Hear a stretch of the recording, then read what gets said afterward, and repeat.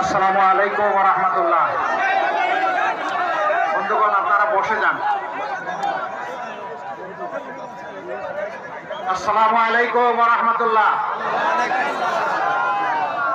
প্রিয় খুলনাবাসী ভাই ও বোনেরা, আপনারা কেমন আছেন? একটু সহযোগিতা আপনারা করবেন। এই যে সাংবাদিক ভাইয়েরা এখানে তাদের পেশাগত দায়িত্ব পালন করছেন, তারা দাঁড়িয়েই দায়িত্ব পালন করবেন। আপনারা একটু ধৈর্য ধরবেন, তাদেরকে বসতে বলবেন না, আপনারা বসে থাকবেন ইনশাআল্লাহ। আপনারা রাজি আছেন তো? আলহামদুলিল্লাহ। আলহামদুলিল্লাহি রাব্বিল আলামিন والصلاه والسلام على رسوله الكريم وعلى اله وصحبه واهل بيته اجمعين। খুলনার ৬টি আসনে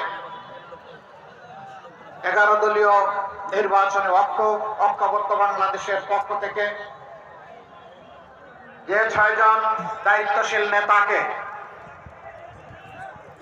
দেশবাসীর প্রত্যাশা পূরণের জন্য আমরা সংসদ সদস্য পদপ্রার্থী করেছি, তাদের সমর্থনে আয়োজিত আজকের এই জনসভার সম্মানিত সভাপতি, সভা মঞ্চে বসা 11 দলের কেন্দ্রীয় এবং স্থানীয় নেতৃবৃন্দ, প্রিয় খুলনাবাসী ভাই ও বোনেরা,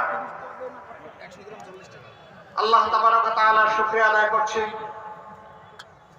যে মহান রব্বুল আলামিন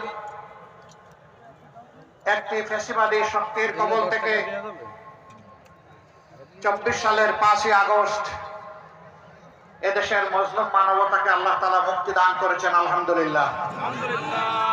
খুলনাবাসী সারা দেশের মতো আপনারাও মজলুম ছিলেন।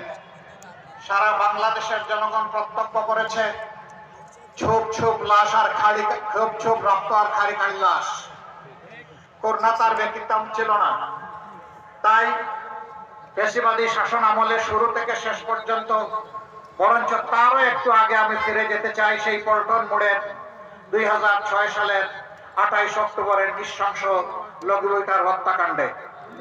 এখান থেকে শুরু করে 24-এর 5ই আগস্ট পর্যন্ত যাদের আত্মাহুতি, যাদের আত্মত্যাগের বিনিময়ে আজ আমরা বাংলাদেশ পেয়েছি, আমি সেই সমস্ত শহীদানের প্রতি গভীর শ্রদ্ধা নিবেদন করছি। যে সমস্ত ভাই বোনা জুলুম, অত্যাচার, ফ্যাসিবাদের প্রতিবাদ করতে গিয়ে আহত পঙ্গু হয়েছেন, লড়াই করেছেন, দফায় দফায় মামলা গলায় নিয়ে জেলে গিয়েছেন, এমনকি অনেকের পক্ষে দেশে থাকাও সম্ভব হয়নি, আমি তাদের প্রতি সহানুভূতি এবং শ্রদ্ধা